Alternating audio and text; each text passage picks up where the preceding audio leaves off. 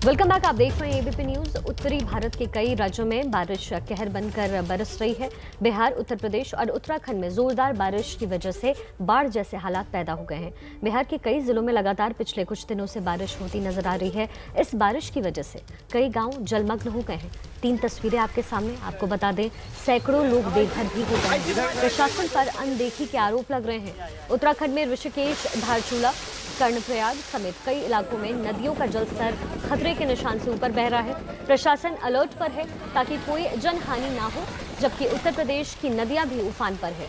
बैराजों से अचानक पानी छोड़े जाने की वजह से कई नदियों का जलस्तर एकदम से बढ़ गया और पानी गांवों में लोगों के घरों तक घुस गया है। ये 3 तस्वीरें हम आप तक पहुंचा रहे हैं।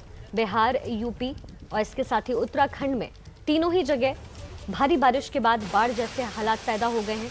साथ ही बैराज खोलने से ये स्थिति लगभग हर साल की है।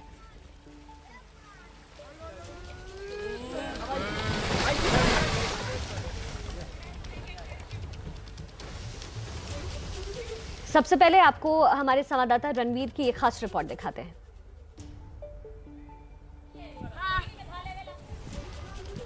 बिहार में लगातार हो रही बारिश और नेपाल से छोड़े जाने वाले पानी की वजह से हालात बद से बदतर होते जा रहे हैं। मैं मौजूद हूं गोपालगंज में और ये गोपालगंज का इलाका है जहां आप देखिए कि हर तरफ पानी ही पानी है। ये गोपालगंज का रामनगर इलाका है जहां पर इस वक्त गंडक का पानी करीब 100 गांवों को प्रभावित कर चुका है। बिल्कुल सामने ये जो 2 इमारतें आपको दिखाई दे रही हैं, ये दोनों स्कूल हैं। पीली वाली बिल्डिंग 12वीं तक का सरकारी स्कूल है और गुलाबी बिल्डिंग 8वीं तक का स्कूल है और ये दोनों स्कूल डूबे हुए हैं।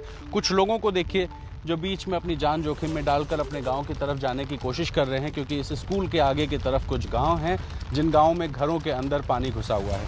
आपको बताएं कि नेपाल में जब 3 नदियां मिलती हैं, वो वाल्मीकि नगर के पास का इलाका है, उसको त्रिवेणी कहते हैं और त्रिवेणी के आगे एक बराज बना है। भारत सरकार की तरफ से इस बराज में पानी रोका जाता है और जब तक बहुत स्थिति खराब ना हो, इस पानी में को रोक करके बराज में आगे के हालात को सामान्य रखते हैं। लेकिन जैसे जैसे नेपाल पानी छोड़ता जाता है और जो क्षमता है बराज की, उस क्षमता के ऊपर पानी जाता है तो उस पानी को डिस्चार्ज कर दिया जाता है।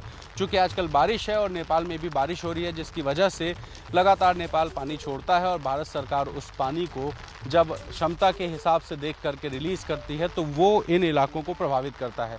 जिस जगह मैं खड़ा हूँ ये रामनगर है और ये रामनगर गंडक नदी से करीब 4 किलोमीटर दूर है। ऐसे में अंदाज़ा लगाइए कि गंडक से 4 किलोमीटर दूर का अगर इलाका इस तरह का है तो किस तरह से बाकी गाँव के अंदर का हाल होगा।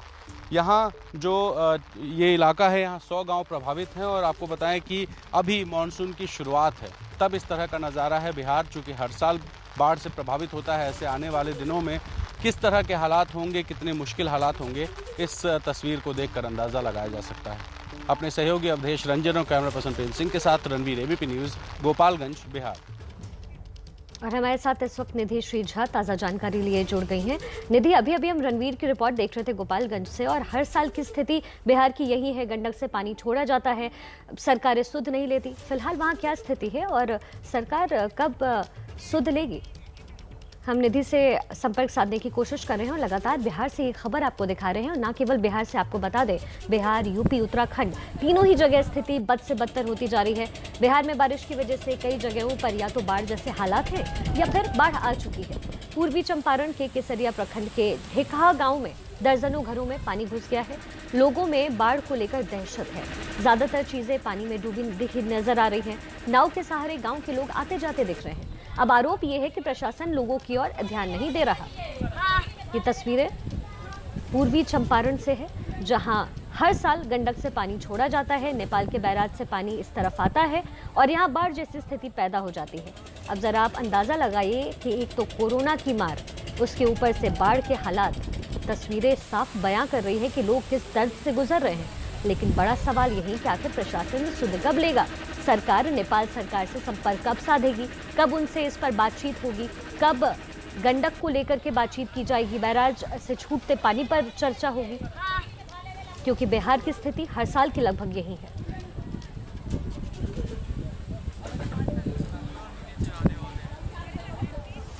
हमारे साथ रणवीर इस वक्त जुड़ चुके हैं जो गोपालगंज में हैं। और रणवीर, अभी हम लगातार आपकी रिपोर्ट अपने दर्शकों तक पहुंचा रहे थे। फिलहाल वहां क्या स्थिति है और सवाल यही उठ रहा है कि कब बातचीत का ये जो सफर है और सिलसिला है आगे बढ़ेगा, कब बिहार की जनता इससे बाहर होगी, बाढ़ जैसे हालात से? देखिए, यही सवाल है। जब हम खुद छोटे थे तब से हम बिहार की बाढ़ को देख रहे हैं और आज खुद इस बाढ़ में खड़े हैं। इस तस्वीर को देख के अंदाज़ा लगाइए कि किस तरह के हालात हैं, जबकि अभी मानसून की शुरुआत है। मैं गोपालगंज में हूं और ये रामनगर इलाका है और यहाँ जहाँ मैं खड़ा हूँ ये एक पुलिया है। आप देखिए कि इस पुलिया को, ये पुल के ऊपर तक पानी है, यानी कि गाँव में एंट्री करने के लिए ये पुल जाहिर तौर पर थोड़ा ऊपर बनाया गया होगा और तब ये स्थिति है कि ये पुल पानी में डूबा हुआ है। तो आसपास का भी इलाका देखिए, यहाँ जो इलाके में लोग रहते हैं उनकी आजीविका का सबसे बड़ा साधन है खेती, और ये पूरी खेती यहाँ पे धान और गन्ना जो लगाया गया है वो इस वक्त डूबा हुआ है। और इसके अलावा सामने दो बिल्डिंग्स देखिए, बिल्कुल सामने ये जो पीली और गुलाबी रंग की बिल्डिंग दिख रही है ये स्कूल है। तो फिलहाल स्कूल कोरोना की वजह से ज़रूर बंद है, लेकिन स्कूल का हाल देखिए कि स्कूल के अंदर पानी है और इसके आगे जो गांव हैं उन गांवों में घरों के अंदर पानी है। तो हर साल सवाल ये है कि बाढ़ क्यों आती है, बिहार में ही इतनी ज़्यादा बाढ़ क्यों आती है। मैं जहां खड़ा हूं ना, ये गंडक से करीब 4 किलोमीटर दूर का इलाका है और यहां अगर इतना पानी है तो उधर आसपास जो नदी के इलाके हैं वहां कितना पानी होगा। हर आदमी यहां जानता है कि एक बांध अगर बन जाए, ढंग का बांध बन जाए, उसके बाद बाढ़ पे कंट्रोल किया जा सकता है। लेकिन आखिर सरकार बनाती भी है तो ऐसा बांध बनाती है जो कि कुछ ही महीनों में टूट कर गिर जाता है और ये सारी तैयारी भी शुरू होती है तो बारिश की शुरुआत के साथ ही होती है। तो दो सवाल हम उठाना चाहते हैं कि आखिर पूरे साल बाढ़ से बचने के सरकार उपाय क्यों नहीं करती है, और दूसरा जो काम होता है वो इतना घटिया क्यों होता है कि हर साल बांध टूटता है और हर साल हजारों लाखों लोग बाढ़ से इस तरह से प्रभावित होते हैं। बिल्कुल रणवीर, ये बड़ा सवाल है कि हर साल बिहार की स्थिति आखिर ऐसी क्यों हो जाती है, क्योंकि ऐसा लग रहा है इन तस्वीरों के जरिए कि गंडक के ऊपर ही पुल बनाया गया है, ना कि पुल पानी में डूबा है। सीधा आपको निधि के पास लेकर के चलते हैं। निधि, इस वक्त जो स्थिति बिहार की है ये तो हर साल की कहानी है, अब सरकार सुध कब लेगी, इस पर बातचीत आगे और कब बढ़ने वाला है? जी बिल्कुल, जो अभी हमारे सहयोगी रणवीर बता रहे थे कि सरकार बांध बनाती भी है तो बांध टूट जाती है। बाढ़ से पहले सरकार सचेत क्यों नहीं होती? एक तस्वीर मैं आपको दिखाऊं शिखा, आपको याद होगा पिछले साल जुलाई के महीने में 70 घाट पुल बना था, पुल का उद्घाटन हो गया था और 29 दिन के अंदर वो पुल टूट गया था। जरा सामने मेरे सहयोगी विशाल राय तस्वीर दिखाएंगे, यही वो 70 घाट पुल है और इस पुल का जब अप्रोच सड़क टूटा था तो जमकर बवाल हुआ था खूब। जो है यहाँ पर मैं खुद यहाँ मौका वारदात पर मौजूद थी, लेकिन अब देखिए चूंकि इस बार क्या हुआ है, सरकार ने खुद ही अप्रोच रोड जो है वो तोड़ दी है। ये सामने आपको क्रेन दिखाई दे रहा होगा, इस सड़क को 3 जगह पे, ये अप्रोच रोड है जो उस पुल से जोड़ती है, इसको 3 जगह काट दिया गया है, इसलिए ताकि पानी का दबाव ज्यादा नहीं हो और आसपास के इलाके में पानी जो है वो दिक्कत ना करे। अब जरा दूसरी तरफ मैं आपको तस्वीर दिखाऊं, ये सड़क के मेरे दाईं ओर जो पूरा का पूरा ग्रामीण इलाका है, ये पकहा गांव और आसपास में दर्जनों गांव हैं जो इस वक्त पानी में डूबे हुए हैं। और अभी मानसून की शुरुआत है, मानसून ने अभी दस्तक दी है, अभी जो है लगातार बारिश हो रही है उत्तर बिहार में, नेपाल के तराई इलाकों में।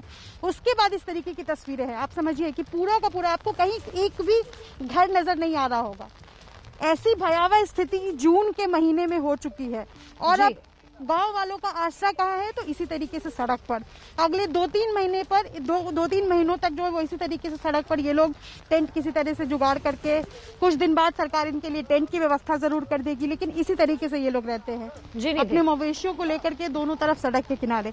तो यही सवाल बार बार उठाया जा रहा है कि बाढ़ अगर बिहार की नियति बन चुकी है तो सरकार ने अब तक क्या किया, सरकार महीनों पहले सचेत क्यों नहीं होती है, इसी को लेकर सवाल है। जी निधि, बहुत शुक्रिया इस जानकारी के लिए। रणवीर और निधि, आप दोनों चूंकि उस इलाके में मौजूद हैं जहां बाढ़ जैसी स्थिति है, इसलिए हम आपसे गुजारिश करेंगे कि आप अपना पूरा ख्याल रखें और पल पल की रिपोर्ट बिहार से हम आप तक पहुंचाते रहेंगे। देखिए, आपने गोपालगंज की तस्वीर देखी, अब आपको बिहार नेपाल बॉर्डर से एबीपी न्यूज की रिपोर्ट दिखाते हैं, कैसे नेपाल की बारिश में बिहार में तबाही आती है, देखिए ना।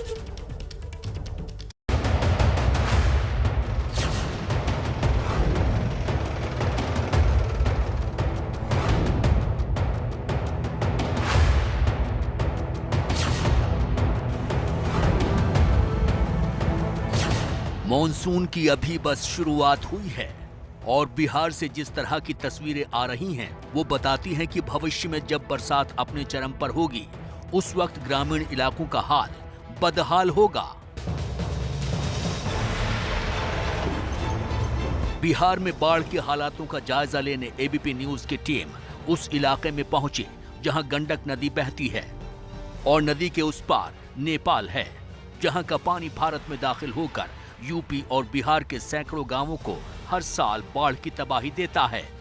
मैं जहां खड़ा हूं ये बिहार है और बगहा इलाका है और मेरे ठीक बगल में ये जो पानी देख रहे हैं ये गंडक नदी का पानी है और इसी पानी से बिहार और उत्तर प्रदेश के कई इलाकों में हर साल बाढ़ आती है। और पानी के उस पार जो पेड़ दिखाई दे रहे हैं वो उत्तर प्रदेश का कुशीनगर जिला है, यानी कि बिहार और यूपी का बॉर्डर। और बिल्कुल जब सामने की तरफ आप देखेंगे तो सामने आपको एक पहाड़ी दिखाई देगी, वो पहाड़ी नेपाल है, यानी कि उत्तर प्रदेश, बिहार और नेपाल की ये बिल्कुल एक त्रिकोण बना हुआ है और यहाँ पर ही जो गंडक नदी है वो बह रही है। गंडक पर बने बैराज की वजह से जब नेपाल से ज्यादा पानी छोड़ा जाता है तो गांव में अचानक पानी भरता है। पूरे मॉनसून में नदी किनारे बसे इलाकों में कभी 5 बार तो कभी 10-10 बार बाढ़ आती है। एबीपी न्यूज की टीम जब बगहा के सीमावर्ती क्षेत्र में पहुंचे तो पता चला कि गंडक नदी तक जाने के रास्ते में पानी भरा हुआ था और अभी पानी तो हट गया है, लेकिन कीचड़ की वजह से आगे नहीं जाया जा सकता। ऐसे में हमारी टीम ने ट्रैक्टर का सहारा लेकर सीमा तक जाने का फैसला किया। मैं इस वक्त बगहा में हूं और ये जो इलाका है इसको कहते हैं कान्हू टोला। कान्हू टोला बिल्कुल सीमावर्ती इलाका है और इस टोले के बाद से गंडक नदी शुरू हो जाती है। यहाँ चलते हैं और जानते हैं कि आखिर बाढ़ के क्या हालात हैं। प्रधान जी, ये कब से आप इस तरह मचान बना के रह रहे हैं? सर बहुत दिक्कत है, बहुत परेशानी है। कम से कम 5-6 दिन हम लोग एकदम दिक्कत में हम लोग हैये हैं। पानी यहाँ आया था सर, एकदम पूरा छाती पर पानी आया था। आप खुद के देख सकते हैं आप लोग सर। बाढ़ से हर साल परेशान होने वाले ग्रामीण पलायन करने को मजबूर हैं। गांव छोड़ने के अलावा इनके पास कोई दूसरा विकल्प नहीं है। इस गांव में दाखिल होते ही मुझे एक शख्स मिले जो अपना सामान ट्रैक्टर पे रख रहे हैं। इनसे बात करने की कोशिश करते हैं। ये सारा जो सामान है ये रख के अब आप कहाँ जाएंगे? अब चले जाएंगे बाहर कमाने के लिए। दिल्ली जाएंगे, बम्बई जाएंगे, कहीं चले जाएंगे।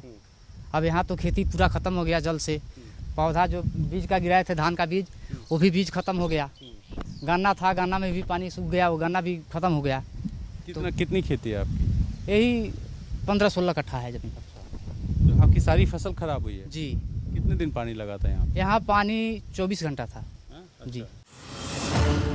गंडक नदी का पानी अचानक उफनता है और गांव में दाखिल होता है। ऐसे में सभी ग्रामीणों ने 4-5 फीट ऊंचे मचान बना रखे हैं। छोटे छोटे बच्चों के माता पिता डर के मारे रात रात भर इन्हीं मचानों पर जागते रहते हैं। ये बताइए कितनी दिक्कत आप लोग को हो रही है? बच्चे कितने हैं? ज्यादा दिक्कत हो रही है सर। हम लोग बहुत ज्यादा दिक्कत में रहते हैं। बच्चा लेकर कहाँ कहाँ कोई जाए, कोई सरकार भी होता है, कोई ध्यान नहीं देता है। हम लोग को बहुत परेशानियाँ होती है, खाने पीने के लिए सब कुछ की परेशानियाँ होती है। घर में खाने वाने को है अभी? नहीं सर, नहीं है। तो बच्चे कैसे अभी रह रहे हैं? बच्चे कैसे जो भी है पैसा कड़ी उसी से मंगा कर खिलाते हैं और रहते हैं। बाढ़ के पानी की वजह से लोगों को तमाम तरह की दिक्कतें हो रही हैं। एबीपी की टीम को कुछ ऐसे लोग भी मिले जो अपने घरों को सहेज रहे थे। ये अपने टूटे हुए घरों की लकड़ियां सहेजते कन्हैया बिंद हैं, जो कि झंडुआ टोला के रहने वाले हैं। और इस गांव में अचानक बाढ़ आती है।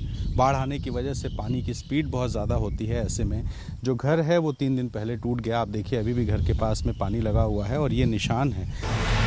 आगे बढ़ते हुए जब हम भारत नेपाल सीमा की तरफ गए तो वहां हमें सशस्त्र सीमा बल यानी एसएससी की ब्रावो कंपनी का बेस कैंप दिखाई दिया। बेस कैंप पहुंचकर हमने पड़ताल की तो पता चला कि 2 दिन पहले तक कैंप के अंदर कमर तक पानी था।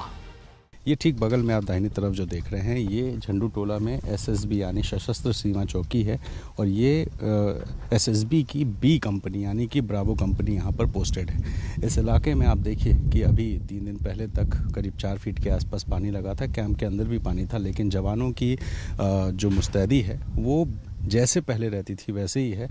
अभी फिलहाल जो गंडक का पानी है वो यहाँ से छट गया है। सशस्त्र सीमा बल के बेस कैंप से हम आगे बढ़कर उस इलाके में गए जहां एक तरफ बिहार, दूसरी तरफ यूपी और सामने नेपाल है। गंडक नदी के किनारे जब हम बाढ़ की कवरेज कर रहे थे, तभी ग्रामीण हमें देखकर वहां चले आए और शिकायतें करने लगे। इनकी सरकार से बस एक ही मांग है, बांध बना दें। इनकी क्या शिकायत है आपको सुनवाता हूँ। भैया क्या नाम है आपका? राजू राम नाम है सर, हम झंडू टोला से हैं। राजू राम, ये बताइए, आप तो इसी गांव के हैं, आप लोग की दिक्कत क्या है? सर देखिए, मेन मुद्दा है हम लोग का बांध। अगर बांध देता सरकार तो हम लोग का दिक्कत परेशानी खत्म हो जाता। 1 किलो 2 किलोमीटर पर यूपी है, पूरा अपना बांध बना लिया है। हम लोग बिहार में है, हमारा सरकार इसी तरफ छोड़ दिया डूबने मरने के लिए। 5 साल से हम लोग सर इस पे बांध के हरदम चर्चा करते हैं कि बांध बना जाए, हम लोग का बांध बनाया जाए, लेकिन कोई सरकार हम लोग पे सुनवाई नहीं करती है सर। सोचिए, जब 4 से 5 क्यूसेक पानी नेपाल से छोड़ा जाएगा तो उसकी तेज धार को कैसे ये बोरे रोक पाएंगे। हर साल की कहानी यही है, जब इस तरह से बोरे भरकर बाढ़ से बचने के नाम पर मजाक किया जाता है। ये जो बोरियां आप देख रहे हैं ना, ये बोरियां असल में सरकारी तमाशा है। मैं इसको तमाशा क्यों कह रहा हूँ, इसकी वजह यह है कि यहाँ बिल्कुल सामने गंडक नदी है, मेरे करीब 20 मीटर दूरी पर। और इस 20 मीटर दूरी पर पानी को रोकने के लिए सरकार ने कुछ लोगों को मजदूरी दी है, कुछ पैसे दिहाड़ी देते होंगे ताकि वो इन बोरों में मिट्टी भरें। अब आप देखिए कि ये जो मजदूर लगे हुए हैं वो इसी जगह से मिट्टी काटते हैं, जहाँ पर दलदली मिट्टी है, इसी मिट्टी को काटते हैं, इन्हीं बोरों में भरते हैं और इसी तरह से इन बोरों को यहाँ लगा देते हैं। अब आप सोचिए, जिस मिट्टी में पहले से ही पानी मौजूद है और यहाँ पर नदी के किनारे इस तरह से कुछ बोरों को लगाया जाएगा, तो क्या ये स्थायी समाधान है? बिहार के लिए बाढ़ की त्रासदी कोई नई नहीं है। हर साल बिहार के तमाम जिले यूं ही बाढ़ से प्रभावित होते हैं, लेकिन सरकार है जो अब तक बोरे में बालू भरकर बाढ़ से बचने के उपाय कर रही है। बिहार के बगहा से संवाददाता रणवीर की रिपोर्ट। तो बिहार की इस वक्त क्या स्थिति है, आपको हमारे दोनों रिपोर्टर्स रणवीर और निधिश्री झा लगातार आप तक पहुंचा रहे हैं। बड़ा सवाल यही कि क्या इस पूरे मामले में कोई स्थायी तरीके से इस पर काम नहीं किया जा सकता? क्या सरकार आखिर कब सुध लेगी? वेलकम बैक, आप देख रहे हैं एबीपी न्यूज। उत्तराखंड में हो रही बारिश ने लोगों की मुश्किलें और बढ़ा दी हैं। पहाड़ों की नदियां उफान पर है, नहर और नालों में भी पानी भर गया है। 3 तस्वीरें इस वक्त आपके सामने। जगह जगह लैंडस्लाइड्स हो रहे हैं, सड़कें जाम हैं। मौसम विभाग ने उत्तराखंड में आज भी भारी बारिश की चेतावनी दी है। हम आपको उत्तराखंड में बारिश और बाढ़ से बड़ी मुश्किलों की ये 3 तस्वीरें लगातार दिखा रहे हैं। ऋषिकेश, इसके साथ ही कर्णप्रयाग और चंपावत। ये देखिए 3 तस्वीरें। लगातार कुछ दिनों से भारी बारिश हो रही है और आज भी पूरे दिन भारी बारिश की चेतावनी मौसम विभाग ने जारी की है।